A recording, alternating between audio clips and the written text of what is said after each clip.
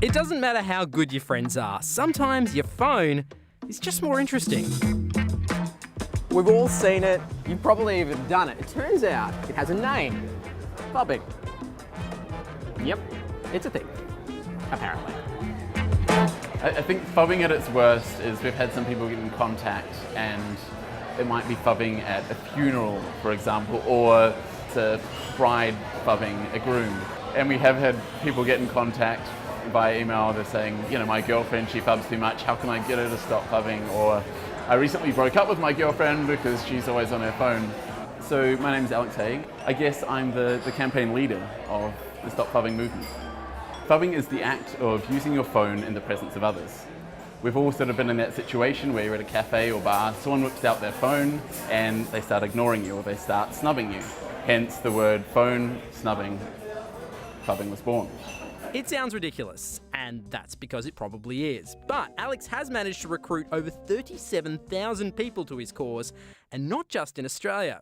And Greta Cruz shows us tonight a pervasive and annoying phenomenon known as phubbing. Phubbing. Phubbing. Phubbing happens in all kinds of social situations. It can be really awkward. But it's more than just quirky made-up words. Researchers at the Psychological Institute at the University of Bonn in Germany have created an app called Menthol, which would actually examine your own phone behaviour to see just how much time you're using your smartphone. Basically, if you wanted to go on a digital diet, this would be the scales.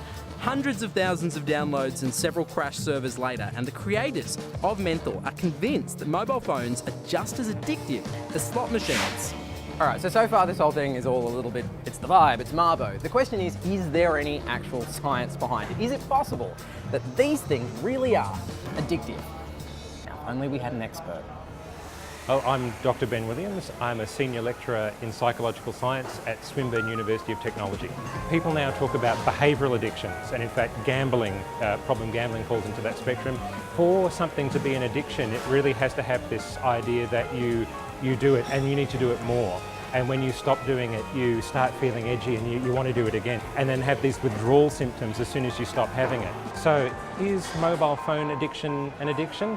Well, technically not yet. There's no recognised category in the DSM. Now, the DSM he brought up there is an important point. It's the Diagnostic and Statistical Manual for Disorders. Basically, the Bible for shrinks. It gets periodically updated every few years to, say, take out homosexuality, which was only really done properly back in 1986. And in terms of behavioural addictions, problem gambling is the one and only one that's made the cut. And even then, it only happened last year, 2013. However, problem internet use, problem gaming, and yes, problem mobile phone use was added to the appendix. And reading between the lines, Williams says the inclusion in the appendix says that there are lots of psychologists out in the world seeing people who have problems with their phones. It comes down to whether or not the behaviour is causing you distress or neglect other obligations that you have.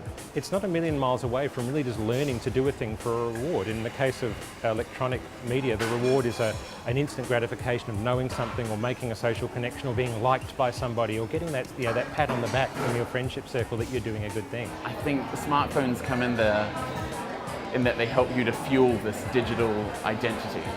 So your Facebook page, whatever you're posting, and it all ties into this online person that you've created. And whether or not that matches up with who you are as an actual person, it varies, from person to person. And so actually blurring these boundaries as well as allowing us unprecedented connection with others and ability to achieve our potential can also open us up to things that we might not have been vulnerable to otherwise. I think the difference between a problem with, say, smoking and a problem with, say, mobile phone use is that you don't have to smoke, but most of us have to make phone calls.